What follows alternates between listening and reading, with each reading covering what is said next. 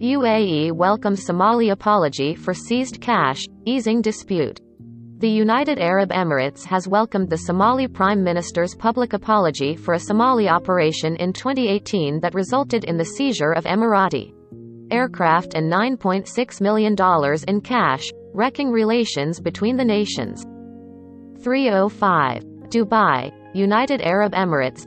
The United Arab Emirates late Tuesday welcomed the Prime Minister of Somalia's public apology for a Somali operation in 2018 that resulted in the seizure of Emirati aircraft and $9.6 million in cash, wrecking relations between the nations.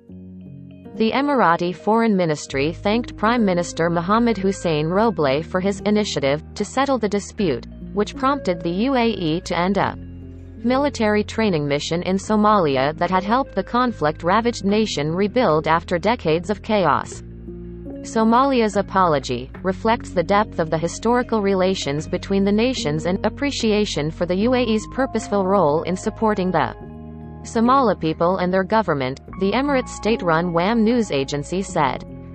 In a dramatic incident in April 2018, Somali agents boarded an Emirati airplane at the Mogadishu airport, held Emirati soldiers at gunpoint and made off with bags of cash that the country's security services claimed were undeclared US dollars.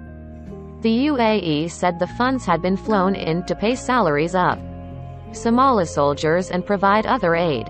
Last month, as the UAE dispatched planeloads of humanitarian aid to drought-stricken Somalia, Roble offered a formal apology to the Emirati government for the confiscation of the $9.6 million. He promised Somalia would return the seized funds as soon as possible. A new dawn of normalizing relations, Roble tweeted at the time. After a period of cold relations, Somalia.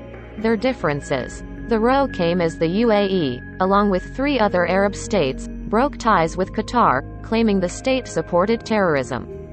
The ensuing political rivalry was deeply felt in Somalia and the wider Horn of Africa, where wealthy Gulf Arab sheikdoms have poured millions of dollars and vied for power and profits in recent years. Somalia's federal government had remained neutral in Gulf's diplomatic crisis, with many suspecting Mogadishu's president Mohammed Abdullahi Mohammed was aligned with Qatar despite intense Saudi and Emirati pressure to denounce Doha.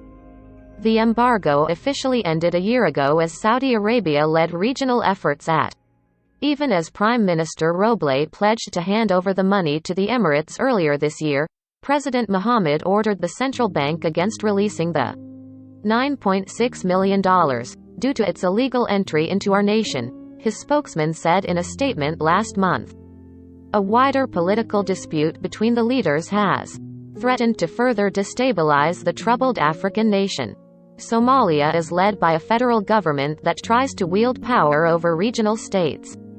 Despite Mogadishu's official neutrality, the federal states had declared support for the UAE and Saudi Arabia in their boycott of Qatar.